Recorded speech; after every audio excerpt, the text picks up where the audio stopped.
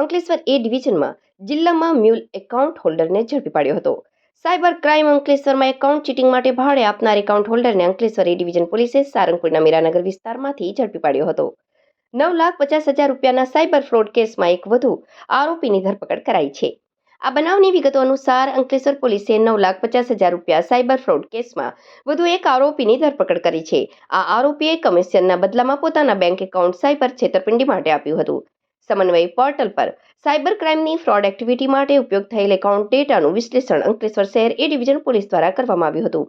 Mule account ધારકોની મળેલી માહિતીના આધારે તપાસ કરતા અંકલેશ્વર શાખાની યસ બેંકના એજન્ટ સિદ્દીક ઉર્ફે ઉમર બેલીમના એકાઉન્ટમાં 9,50,000 રૂપિયાની સાયબર છેતરપિંડીની રકમ જમા થઈ હોવાનું સામે આવ્યું હતું.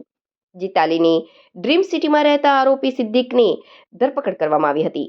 તેણે પોલીસને જણાવ્યું કે 1 વર્ષ પહેલા દઢાલ જીતાલી રોડ પર આવેલ મસ્જિદમાં જુમ્માની નમાઝ પઢવા ગયો હતો ત્યારે તેનો મિત્ર શમશેર ઉર્ફે છોટુ મુમતાજ અલી મળ્યો હતો.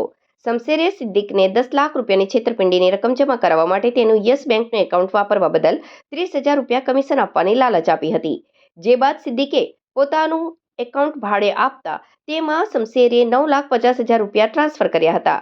રૂપિયા ચીટિંગ ના હોવાથી સિદ્દીકે શમશેર ઉર્ફે છોટુ મુમતાજને કોઈ રકમ આપવાની ના પાડે તે માટે આ નાણાં સુરક્ષિત રીતે બેંક એકાઉન્ટમાંથી કાઢવા માટે તેના સુરત ઉધનાના મિત્ર મોહમ્મદ નાઝીરનો સંપર્ક કર્યો હતો. એકાઉન્ટમાંથી રૂપિયા નાઝીરને 3 લાખ રૂપિયા આપીને બાકીની રકમ સિદ્દીકે બાકીના રૂપિયા પોતાની લોન ચૂકવી બંનેના રૂપિયા વાપરી નાખ્યા હતા. NCPCR ની પોર્ટલ પર બેંગ્લોરમાં થયેલી આ સાયબર છેતરપિંડીની અરજીના આધારે અગાઉ અંકલેશ્વર શહેર એ ડિવિઝન પોલીસે સિદ્દીક ઉર્ફે એજન્ટ ઉમર બેલીમની ધરપકડ કરી હતી.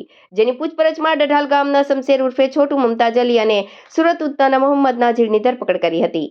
પોલીસે બેંગ્લોર ઇસમના 50 લાખ સાયબર ફ્રોડનો હવે વધુ એક આરોપીની ધરપકડ કરી છે. અગાઉ ઝડપાયેલા આરોપીની પૂછપરછ તેમજ આ ગુનામાં વધુ એક એકાઉન્ટ ભાડે આપનાર મૂળ યુપી ના રંજન સિંઘ ઉર્ફે રાજમંગલ સિંઘ મીરાનગર દુર્ગા માતા મંદિર પાસે હોવાની ચોક્કસ માહિતીના આધારે પોલીસે ઝડપી પાડ્યો હતો અને તેની વધુ પૂછપરછ શરૂ કરી હતી.